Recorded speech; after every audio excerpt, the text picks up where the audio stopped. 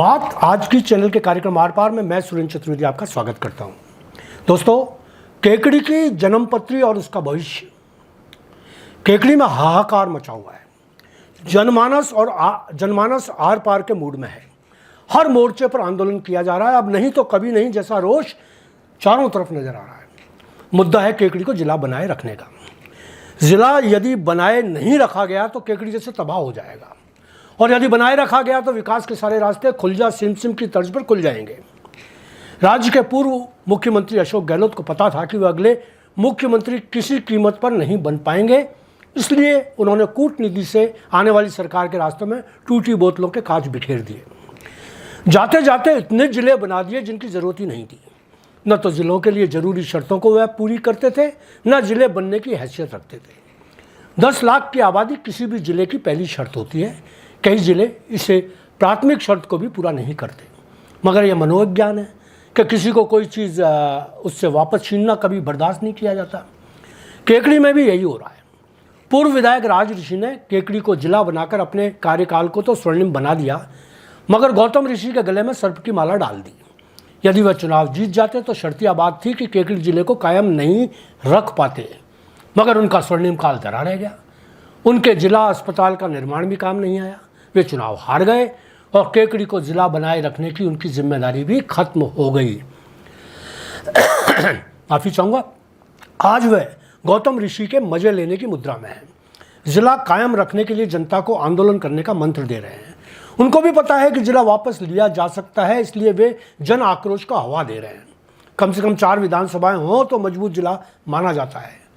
कल ही मुझे किसी ने शत्रुघ्न गौतम की एक वीडियो क्लिप भेजी जिसमें वह वकीलों की सभा को संबोधित कर रहे थे।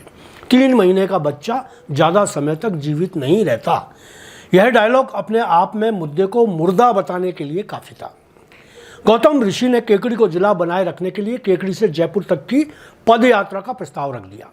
नंगे पांव रहने के अनुभवी गौतम ने 15,000 लोगों को मुख्यमंत्री से अपनी बात कहने के लिए पैदल यात्रा पर चलने का वादा कर लिया।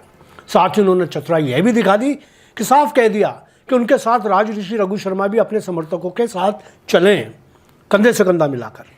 शायद वह जानते हैं कि रघु शर्मा के पास अब समर्थकों की भीड़ छट चुकी है। यूं भी केकड़ी को जिला यदि उन्होंने बनाया है तो उसे बचाने की जिम्मेदारी भी उनकी है। मित्रों, केकड़ी मेरा अपना नगर है।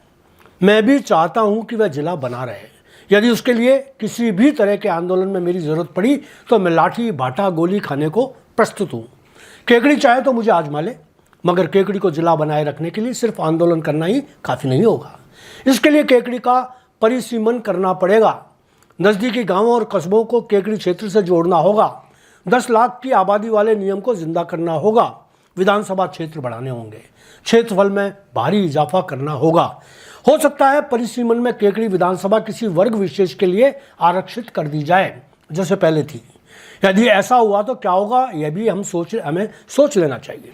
केकड़ी को यदि ऐसा लगता है कि जिला बनाए रखने से सरकारी बजट में उसकी भागीदारी बढ़ जाएगी तो यह बात भी मुझे दमदार नहीं लगती।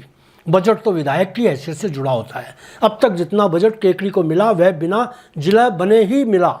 मैं तो पूर्व विधायक और मंत्री रहे रघु शर्मा की भी सराहना करता हूं कि उन्होंने अपने कार्यकाल में केकड़ी के कोई जिला न होते हुए भी कोई कमी नहीं छोड़ी। वर्तमान विधायक शत्रुघ्न गौतम भी कमी नहीं छोड़ रहे। मैं जानता हूं कि हकीकत क्या है, और भी जानता हूं कि इस जमीनी हकीकत को केकड़ी के लोग जानकर भी मानने को तैयार नहीं होंगे। यही वजह रही कि लोग आंदोलन का रास्ता अपनाए हुए हैं।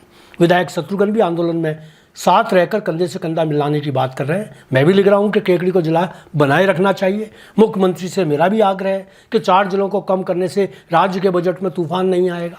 जिस तरह अंतर्राष्ट्रीय महिला पहलवान का वजन बाल कटाने से कम नहीं हुआ, मुर्दा भी हल्का नहीं होता, उसी तरह 4 जिले कम करने से बजट पर विशेष फर्क नहीं पड़ेगा। मगर जिले वापस लिए गए तो यह सरकार की सेहत के लिए ठीक नहीं होगा। इशारे में यही कहूँगा कि सियासत का तकाजा है, सभी जिले कायम रखे जाएं। धन्यवाद। आज इतना ही।